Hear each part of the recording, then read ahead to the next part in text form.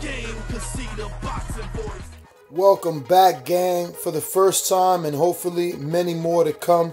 Don't forget to subscribe to the YouTube channel and click on the notifications right here, this little bell, so you can get those emails every time we go. What's going on, Ron from ThaBoxingvoice? I'm here with Eric Kelly. How's it going? Yo, what up? We here at the Lara Castano press conference, and I'm a little bit baffled, confused.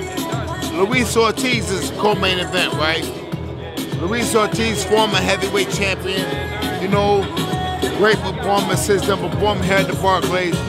Why is Luis Ortiz's name not on the bill? Look at the bill. You don't see Ortiz. Why, like, that's disrespect. Yeah. Think about that. This guy, I mean, if he not, I can honestly see him being the main event, because I don't believe, I know he's a bigger name than Andrade Lara. Don't get me wrong, Lara's a damn good fighter. And Ortiz also two great fighters. No disrespect to them skill-wise, but I just don't understand why Ortiz's name is not on the bill. Like, you know what I'm saying? I don't understand why Ortiz's name is not on the bill. I just don't get it. And now I'm hearing some other bullshit.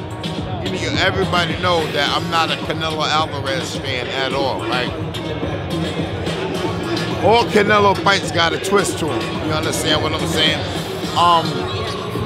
He either fights somebody too old, somebody too small, like when he fought Shane Mosley, like when he fought Miguel Cotto old, you know what I'm saying? And I give him props for the two fights to Triple G. I give him major props for those. One I thought he lost, one I thought was a draw. I give him major props for the fight with Lara, major props for the fight with Mayweather, you know what I'm saying? Miguel Cotto, Austin Trout. I give him props for those fights. He got damn near 60 fights, 50-something fights, you know what I'm saying? So I can name about 5, 6 people he fought. But then you got the little guys he fought, like Josecito Lopez, who's a real 140. Canelo fought him at 154. What kind of shit is that? You know what I'm saying? Now he got this bullshit where Danny Jacobs can't hydrate past 170. You just beat Rocky Fielding for the super middleweight championship. That was at 68. I'm sure fight night, Rocky Fielding was way above 170, brother. You was above 172, Canelo, because you a big chunk, you little short, fire hydrant looking motherfucker. So, you was, why can't Danny Jacobs hydrate past 170? Why? ¿Por qué? Why can't Danny Jacobs hydrate past 170? Answer me that question. You understand? And it's just not fair. All Canelo fights always got some little bullshit stipulations going on. You know what I'm saying? And it's disrespectful. I don't like it. I'm not a fan of it. Every time I hear some bullshit going on, I always assume, all right, I know Canelo Alvarez is attached to it. Nigga got caught using steroids, right?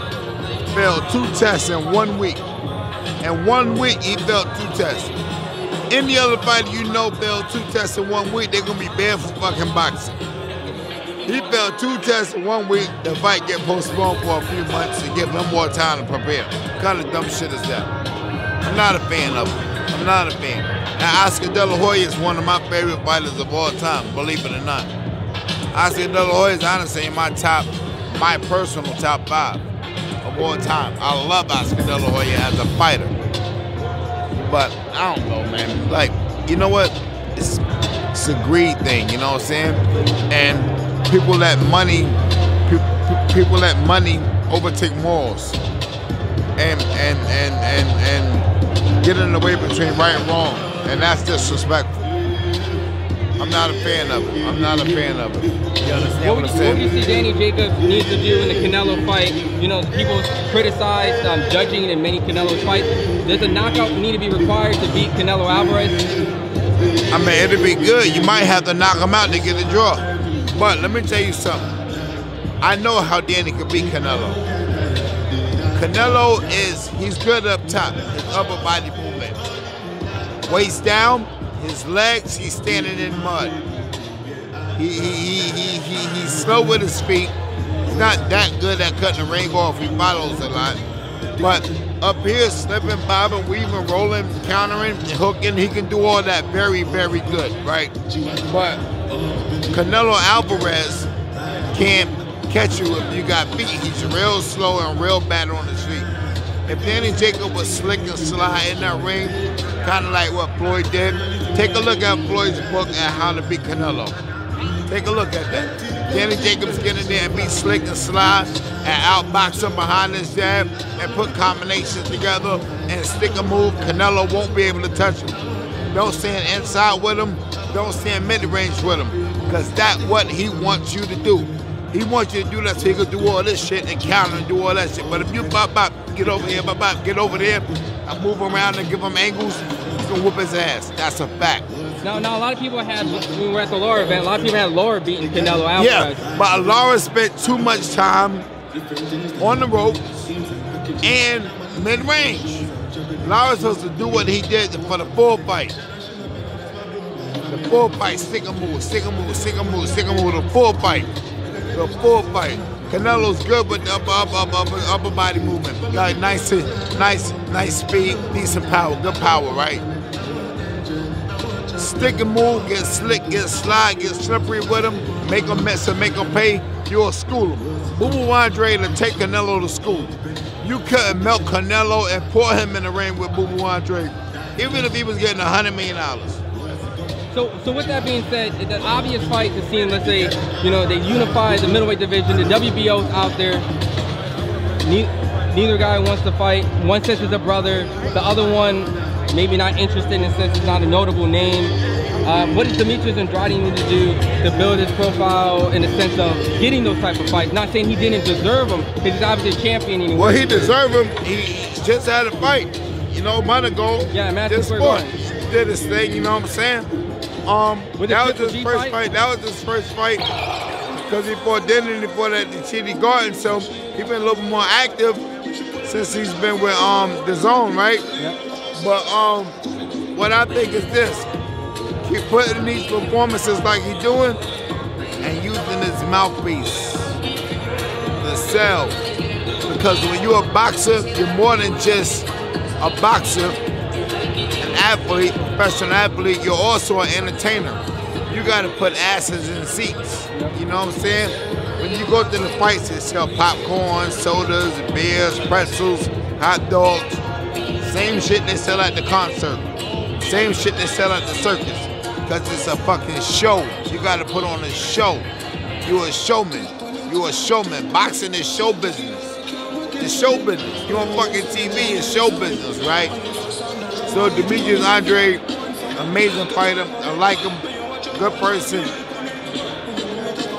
You know, a little bit more of a showman. You know what I'm saying? Make the people want to see you. Like, you go and do a nice boxing exhibition, barely get hit. But that's fine. That's real cool. That's real cool. But outside of that, what are you offering? Motherfuckers don't hear from you or see you unless you're in the ring. That's not a good thing.